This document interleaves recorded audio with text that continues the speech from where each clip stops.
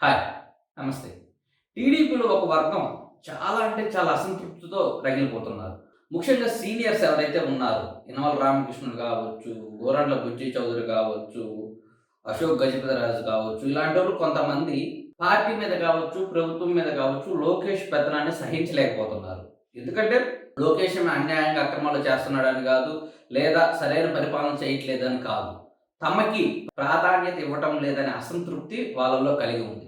దాదాపుగా TDP party ఆవిర్భవించినప్పటి నుంచి వీళ్ళందరూ టీడీపీతో నడిచిన వాళ్ళే.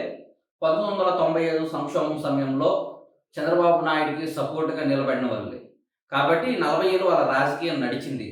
బాబు అధికారంలో ఉన్నప్పుడు వాళ్ళు ఎంత చెప్తే అంత అన్నట్లు ఆయా ప్రాంతాల్లో వాళ్ళు ఏ నియోజకవర్గాల్లో ప్రాతినిధ్యం వహిస్తున్నారో ఆయా ప్రాంతాల్లో కావచ్చు, ఆయా జిల్లాల్లో కావచ్చు వాళ్ళ మాటే శాసనంగా జరిగింది.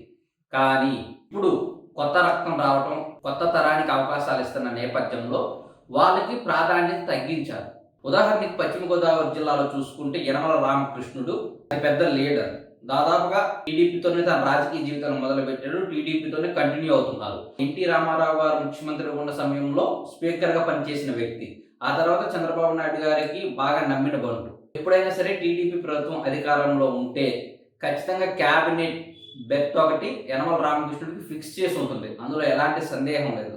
మొన్న 2024 ఎన్నికల్లో టీడీపీ అధికారంలోకి వచ్చిన తర్వాత ఖచ్చితంగా ఏదో ఒక రూపంలో యనమల రామకృష్ణుడికి క్యాబినెట్ మినిస్టర్ హోదా దక్కుతుందని అనుకున్నారు.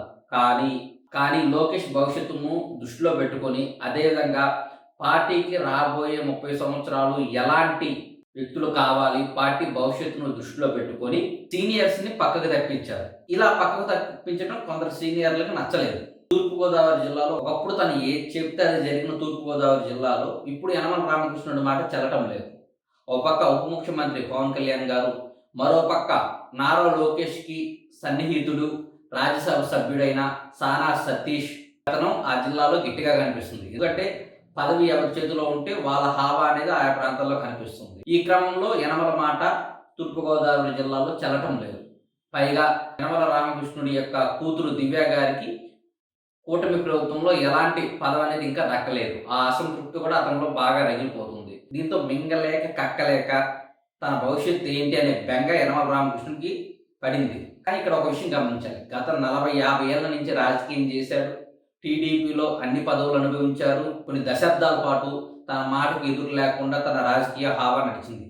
కానీ ఇప్పుడు మారిన పరిస్థితుల నేపథ్యంలో కొత్త తరాన్ని ఆహ్వానించాలి కాబట్టి మర్యాదగా, హుందాగా పక్కకు తప్పుకోవటం ఈ రాజకీయ నాయకుడైనా చేయవలసిన పని. ఇప్పుడు చంద్రబాబు నాయుడు గారికి చూద్దాము.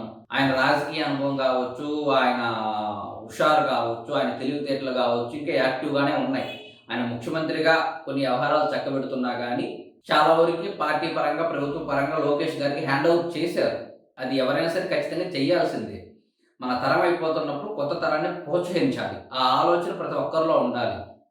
కానీ యనమల రామకృష్ణుడి దగ్గర కావచ్చు, గోరంట్ల బుచ్చి చౌదరికి కావచ్చు, మరి కొంతమంది సీనియర్ నాయకులు మాత్రం ఇప్పటికీ తమ హావానే కొనసాగాలి అనే పట్టుదలతో ఉన్నారు. అది వాళ్ళకి మంచిది కాదు, ప్రభుత్వానికి మంచిది కాదు. కాబట్టి ఈ అసంతృప్తులు ఏమైనా ఉంటే చల్లబరుచుకొని తమ విలువైన సలహాలు, తమ అనుభవాలు యువతరానికి అందించి పార్టీ ఎదుగుదలకి కృషి చేయాలి. ఓపెన్‌గా చెప్పాలంటే వాళ్ళు ప్రస్తుతం ఉన్న ఏకైక మార్గం కూడా అదే. అవన్నీ కాకుండా వివిధ సందర్భాల్లో ఎప్పుడైనా మైక్ దొరికితే తమ అసంతృప్తిని వెల్లగక్కితే ఎలాంటి లాభం లేదు.